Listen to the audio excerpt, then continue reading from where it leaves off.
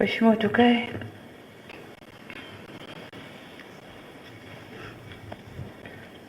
Mheshimiwa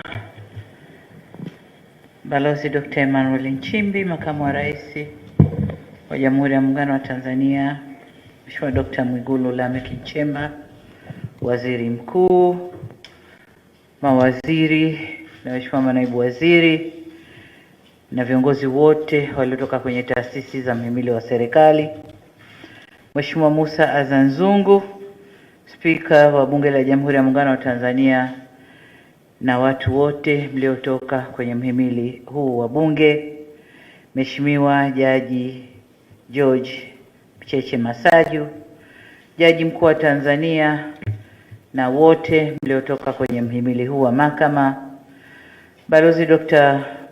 Moses Pogole Kusiluka, Katibu Mkuu Kiongozi, kinitambue uwepo wa Mwanasheria Mkuu, tambue uwepo wa Jaji Sivangira Mwangesi, Kamishna wa Maadili, mwenyeji wetu Mkuu wa Mkoa wa Dodoma, wakuu wa vyombo vya ulinzi na usalama, ndugu wanahabari, mabibi na mabwana, Jamhuri ya Muungano wa Tanzania, kazi na utu. Hongereni na mapumziko ya Pasaka. Mwanakondoo ameshinda. Haya, mumfuate kweli kweli, sio mwitikie tu, tumfuate. Kwanza tumshukuru Mungu wote kwa pamoja kwa kuturuzuku nafasi hii ya kukutana hapa kwa jambo hili la kuapisha viongozi hawa. Ndugu zangu, kama mnavyofahamu, karibuni hivi tulimpoteza kiongozi mahiri, waziri wetu aliyekuwa waziri mkuu, sera, bunge, uratibu na wenye ulemavu, ndugu yetu William Vangimembe Lukuvi. Na kutokana na tukio hilo ambalo Mungu ametushushia, hatukuwa na budi bali kujaza nafasi yake, kumtafuta mtu ambaye angeweza kuvaa viatu vyake ili ajaze nafasi yake. Lakini vile vile huku Uswahilini tunasema isokongwe haivushi. Yaani jamii yoyote sio mtu mzima haiendi vizuri. Kwa bidii tutafute mtu mzima mwenye maarifa, mwenye uzoefu mbalimbali, anayejua hii nchi vizuri, historia na kila kitu na awamu zote zilizopita. Tumweke pale kwa sababu ya kazi inayomkabili pale. Kwa hiyo tumeona mtu mzima wetu hapa ni Mheshimiwa Kabudi, Profesa Palamagamba John Aidan Mwaluko Kabudi. Kwanza pole na kuapisha kwa mara ya 3 ndani ya kipindi kifupi. Nilikuapisha ukiwa waziri wa habari, nimekuapisha ukiwa waziri ofisini kwangu, na nataka nichukue fursa hii, nitumie fursa hii mbele ya umma huu nikushukuru sana kwa kazi uliyoifanya. Ukiwa ndani ya ofisi yangu katika kipindi kigumu, ulipambana ndani na nje ya nchi kueleza hali ilivyo, kuieleza nchi yetu mpaka tumepata hapa tulipofikia. Kwa nakushukuru sana. Lakini katika hilo wanasema kwenye fungu ndo panapoongezwa.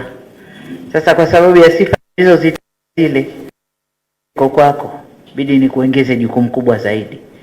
Huku nitaendelea kukutumia kwa yale muendelezo, lakini utaendelea kutumika kwenye ofisi ya waziri mkuu, sera, bunge na uratibu.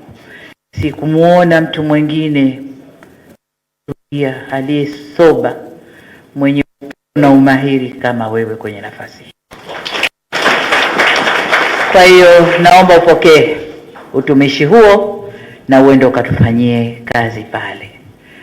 Kwa uwezo ulionao, sina shaka kwa jukumu utalimudu na utalitekeleza vyema ili kufikia malengo tunayokusudia. Tunaanza utekelezaji wa dira, inataka uratibu ndani ya serikali, baina ya sekta zetu ndani ya serikali, na hawa wakiratibiwa, mratibu wao katika ngazi ya wataalamu ni katibu mkuu kiongozi. lakini ukiwatizama kwa age wote vijana, na kunakuwa na mabishano makubwa sana kwenye MTC huko. Lakini ukiingia wewe kwenye ngazi ya juu hapa, uratibu wa juu, kila mtu akitizama ulivyo kimo na uso, na kila mtu atakaa sawa, atasikiliza vizuri. Lakini tunahitaji pia sauti yenye ukomavu na uzamivu wa mambo, na wewe una ukomavu na uzamivu wa mambo, na ndio maana tumekupa jukumu hilo. Kwa tunapokwenda kuanza utekelezaji wa dira, naomba ukayasimamie hayo, kuiratibu serikali kwa karibu zaidi, kufanya tathmini na ufuatiliaji kwa karibu zaidi. Pole sana kwa kazi nzito, lakini ndio hivyo, kwenye fungu ndo kunakoongezwa. Hongera sana. Manaibu mawaziri tumeswitch. Alikuwa mazingira kaenda TAMISEMI, alikuwa TAMISEMI ameenda mazingira. Tumewaswapo tu. Na hii ilikuwa nafuatilia ziara ya waziri mkuu, ziara yake ya mwanzo ile. Nikakuona ndugu yangu kwa Gwila ulivyo active na heka. Sasa zile heka zitanifaa sana kwenye kusimamia mazingira. Huyu Ndugage yuko kama padri hivi. Kwa hiyo yeye mwache aende akasimamie afya kule, sio au elimu. Na yeye si mgeni TAMISEMI, ameshafanya kazi nzuri sana kule. Kwa hiyo huyu aende kule, lakini zile heka zako twende tukasimamie mazingira ya Tanzania. Sawa ndugu yangu? Haya. Hongereni sana.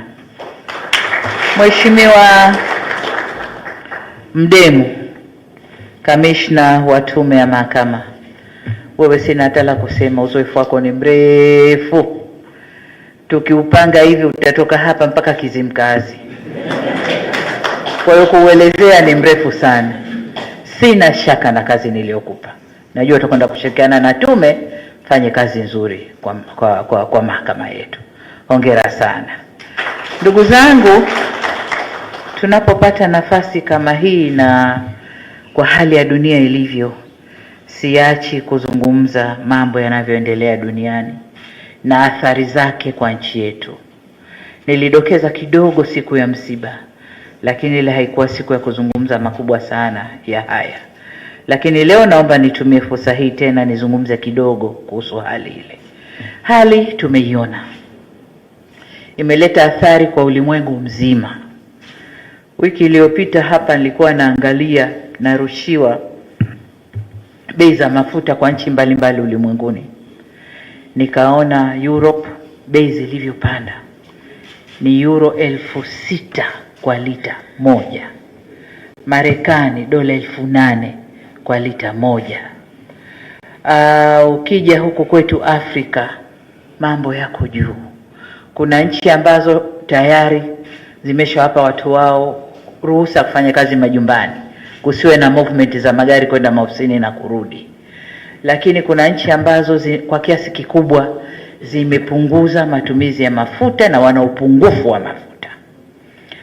Leo tumeamka na neno la faraja. Neno la faraja kwamba angalau pale Humuzi sasa ukiongea nao vizuri wale jamaa, vimeli vinapita, kwa hiyo inatupa hope kwamba meli itapita. Na kwa ile kuruhusu tumeli za awali za Ufaransa, za Japani, za wapi, kidogo nimeona bei ya mafuta imeshuka kidogo. Sasa hii inatupa matumaini, lakini vivyo hatumjui yule jamaa naye anavyoamka ndio dunia inavyocheza hivyo. Kwa hiyo nimesema niligusie kwamba tuna hiyo crisis.